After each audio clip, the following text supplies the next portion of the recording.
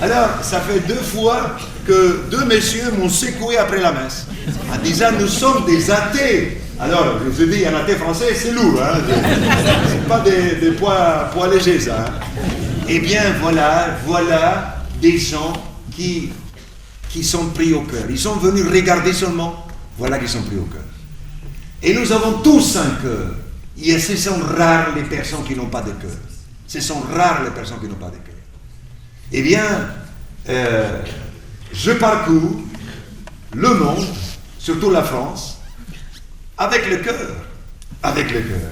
Et quand je parle avec le cœur, je sais qu'il y a des gens qui ont de cœur aussi et qui vont comprendre ce que je suis en train de dire. Que l'histoire que nous avons commencé, mais après cette expérience de ce noviciat de 20 ans qui était super, que je suis sorti avec un estomac bien malade, 7 genres différents. Je suis un sportif et je ne me tenais pas debout. Mes genoux ne me tenaient pas debout. Eh bien, à ce moment-là, la Providence me poussait dans une décharge. Pas quand j'étais fort comme un Tarzan. Pas quand j'avais 22 ans, 25 ans. Quand j'avais 41 ans, la Providence m'a mis, quand j'étais faible, je ne pouvais pas me tenir debout, m'a envoyé sur ces décharges-là. Et quand j'ai vu ces décharges, eh bien, je suis resté muet. Ce que j'ai vu là, c'était tellement fort que j'ai dit, je n'ai pas le droit de parler ici. Des enfants, des familles entières qui cherchaient de quoi survivre dans les ordures. Moi, je ne pouvais plus, rien faire. J'ai dit seulement Dieu aide ces enfants, aide ces familles, aide ce monde. Et ce soir-là, dans la maison où j'étais, j'étais le premier responsable de cette maison de formation. Ce soir-là, je me suis mis à genoux sur mon lit et j'ai fait une alliance avec Dieu. Paraît-il qu'on dit que c'est mieux de s'adresser à Dieu directement qu'à ses saints. Et je vous assure que c'est vrai. Alors j'ai dit à Dieu ce jour-là, aide-moi, Seigneur, aide-moi pour aider ces enfants. Je n'étais pas connu, je n'avais pas d'argent, du tout. Mais j'ai seulement dit, aide-moi, il faut sauver ces enfants. Eh bien, j'ai senti quelque chose. Je ne sais pas exprimer ça. J'ai senti quelque chose. Une semaine plus tard, le pape Jean-Paul II arrive à Madagascar. Et il y avait 3 jours de fête quand il est arrivé. Des fêtes vraiment. Eh bien, il était un jour, c'était, je pense, un mercredi, au stade à la Robie, où il a fait un grand... c'était les jeunes de Madagascar, ils ont fait un...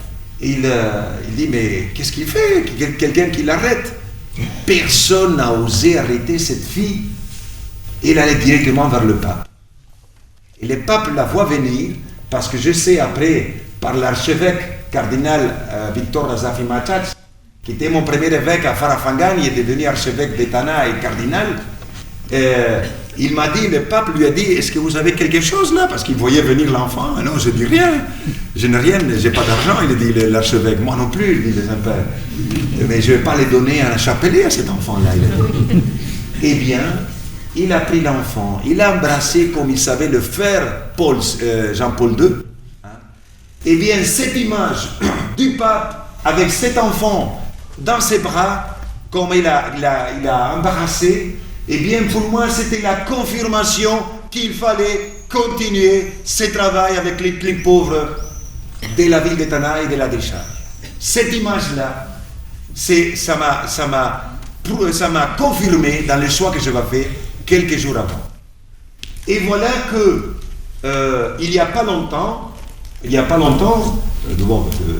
les 20 ans, il y a 2 ans, 3 ans, annonce qui est venu dire la messe à Kamasou. Il était tellement heureux de voir cette messe, annonce apostolique, tellement heureux de voir cette messe si joyeuse. Il a dit, mon père, il dit, je vais prendre comme souvenir de cette messe la croix qui est sous l'autel. Et moi, je vais t'apporter autre chose quand je viens. Comme autre chose, je vais te donner quelque chose. Et voilà que, 1 ou 2 mois plus tard, il vient avec un évêque de Rome qui veut le montrer aussi à Kamasou. Il dit, je t'amenais le cadeau que je t'avais promis. Qu'est-ce qui m'amène? De l'annonciature, il a pris un cadre où il y avait le pape Jean-Paul II qui embrasse la fille et l'enfant, qui l'amène. Il était le troisième ou quatrième nonce après le nonce qui était à cette époque-là. Lui, il ne savait pas du tout ce que ça veut dire ça. Et il m'amène ça. Je dis, mais monseigneur, je dis, vous n'imaginez pas ce que vous avez amené. Je dis, c'est ce geste-là qui m'a confirmé quand je me décidais d'aller vers le pauvre. C'est ce geste-là qui m'a confirmé dans l'option pour les pauvres. Et j'ai reçu ça. Alors ce tableau est venu là où il devait venir, n'est-ce pas? Il est venu chez les pauvres. Là où on a commencé cette aventure de Dieu, cette aventure pour l'homme, pour le frère. Eh bien, c'est au début sans moyens. Comment faire sans moyens? Et comment faire quand les gens étaient dans l'anarchie totale? Et quand je demande à quelqu'un que m'amène à l'autre village de la décharge, ils ont failli les lancer devant moi, j'écris d'un seul coup. Je dis, oh, qui c'est assez de cette division parmi les plus pauvres. Il faut s'unir maintenant. On ne peut pas accepter que le pauvre qui survit ne puisse pas se respecter, s'entraider et s'aimer. Eh bien, Dieu seul sait le parcours que nous avons fait en 20 ans pour unir ce peuple-là de la décharge. Et aujourd'hui, 20 ans plus tard, c'est un peuple uni. Un peuple uni. Il faut voir pourquoi. Eh bien, je disais, qu'est-ce qu'on va faire?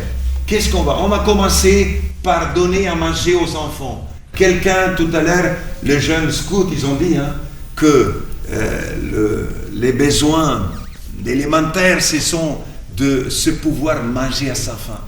Quand vous n'avez pas de quoi manger, mais vous êtes faible, vous ne pouvez rien faire. Il faut manger à sa faim. On va commencer à donner un petit repas, du lait, du biscuit, du pain aux petits enfants. On les a tirés, les enfants, venez, on va vous donner un peu quelque chose. Vraiment peu au début, on n'avait rien, pas d'argent, rien. Et après, on les disait, mais venez un peu plus tôt, on va commencer à chanter un peu. Et après quelques mois, venez un peu plus tôt, on va commencer à lire, à faire des écritures. Voilà comment est commencé l'école à Kamasou.